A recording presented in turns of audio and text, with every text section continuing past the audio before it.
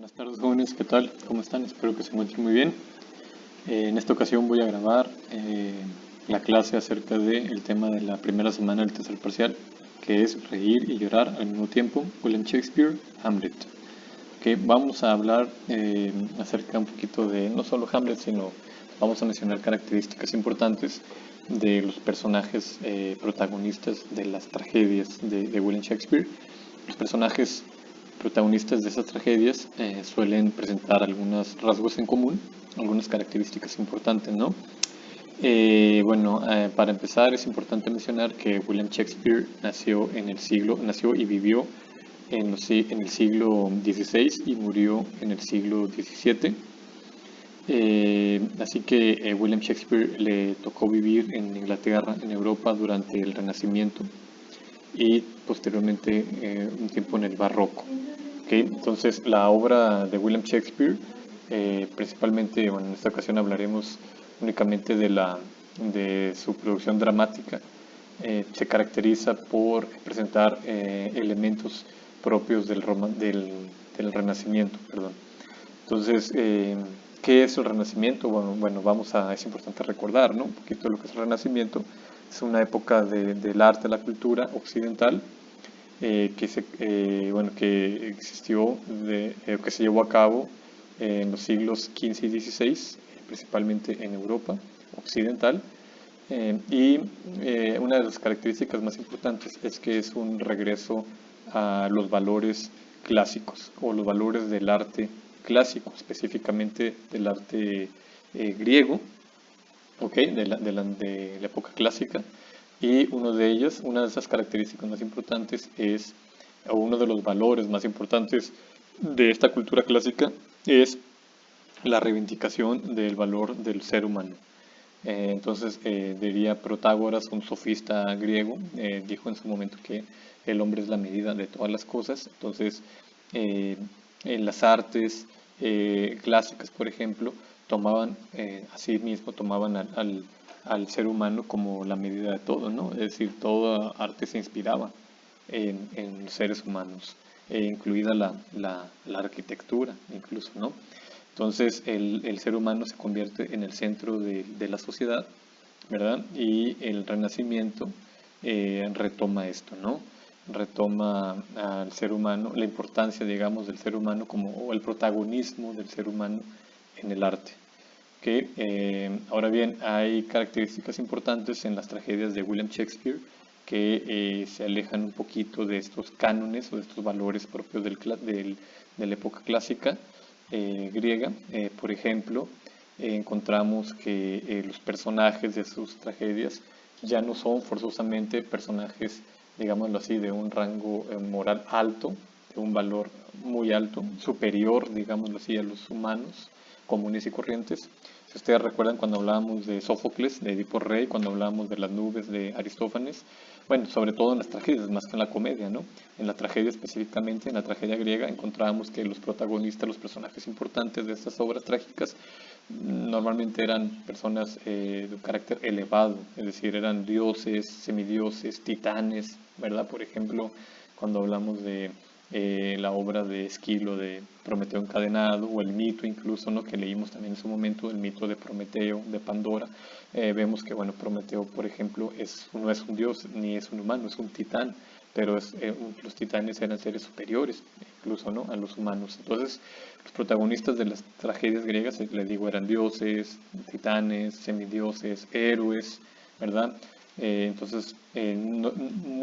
No es común que encontremos en las tragedias a protagonistas más, digamos, comunes, seres humanos comunes.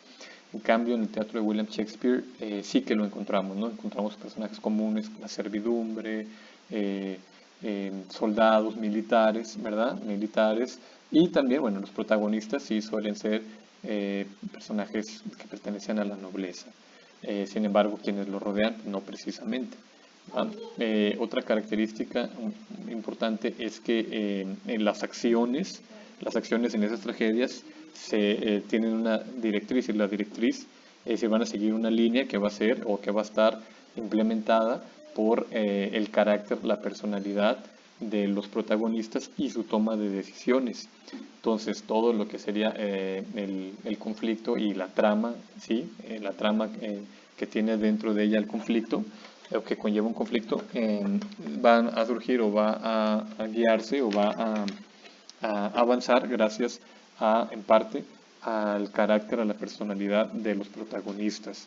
Pero no solamente tiene que ver con ellos, sino que la trama de estas tragedias se llevan a cabo también o avanzan gracias también al comportamiento de las personas, de los personajes, perdón, que acompañan al protagonista.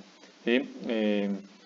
¿Por qué digo esto? ¿Por qué digo todo esto? Bueno, a diferencia, por ejemplo, del arte clásico, de la tragedia clásica, aquí hago esta comparación, ¿verdad? A diferencia de la tragedia clásica, que tiene al protagonista como un personaje que está supeditado, digámoslo así, a su destino, a los dioses, ¿verdad? Es decir, y no puede salirse de su destino.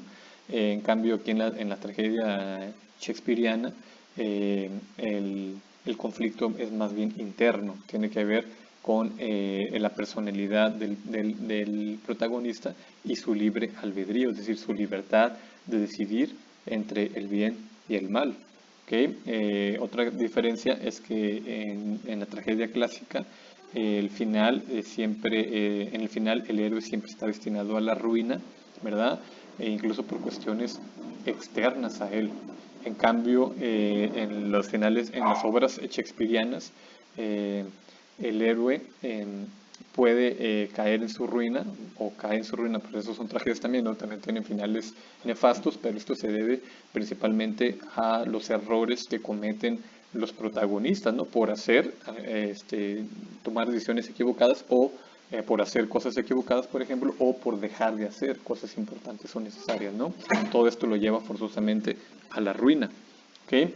Entonces vemos eso es algo muy importante en este teatro, ¿no? De William Shakespeare. El protagonista tiene esa elección, tiene ese libre albedrío, pero es digamos, un libre albedrío de alguna manera limitado porque también tiene mucho que ver en su destino, bueno, en el final, digamos, trágico del personaje protagonista, quienes lo rodean.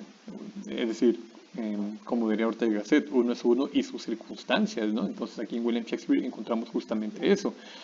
Las consecuencias no solamente descansan en malas decisiones de un protagonista, sino también en quienes lo rodean, ¿va? En las acciones de quienes lo rodean a este protagonista. ¿Va?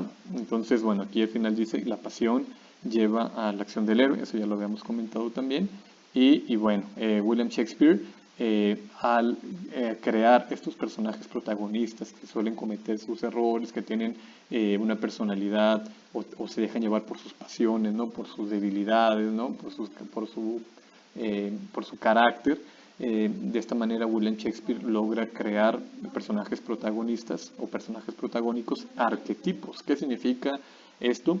Y es algo, y en esto descansa también en gran parte la riqueza del teatro de William Shakespeare, ¿no? De la literatura de William Shakespeare, que sus personajes protagónicos suelen ser arquetipos.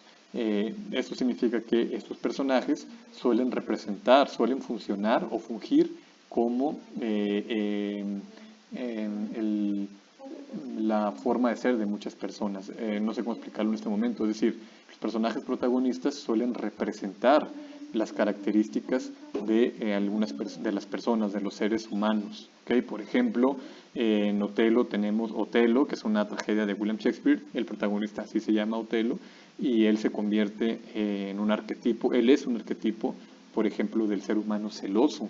Y en esta obra aprendemos lo que ocurre, lo que puede ocurrir a una persona en su vida por los celos, o lo que puede ocurrir a la tragedia que puede vivir una persona si se deja llevar por los celos. Entonces, Otelo es el arquetipo del hombre celoso. ¿Va? Por ejemplo, Hamlet podría ser el arquetipo del hombre que busca venganza, ¿verdad? Que busca vengarse. Macbeth, por ejemplo, podría ser el arquetipo de los seres humanos que que son ambiciosos, que buscan el poder, cueste lo que cueste, ¿no? De alguna manera, por ejemplo, Macbeth viene a representar un arquetipo del hombre maquiavélico, ¿no? El hombre que busca conseguir lo que pretende, importar el medio, ¿no? Sin importar los medios, es decir, el fin justifica los medios. Entonces, pues bueno, estos nada más son unos ejemplos que yo les quería dar de personajes importantes de las obras de teatro de William Shakespeare. Pues nada, aquí termino, para no quiero hacer muy larga la presentación, el video en esta ocasión. Aquí nada más pongo una fuente bibliográfica que empleé, que me sirvió mucho para explicar estos puntos importantes de las obras de Shakespeare. Que estén muy bien, hasta luego.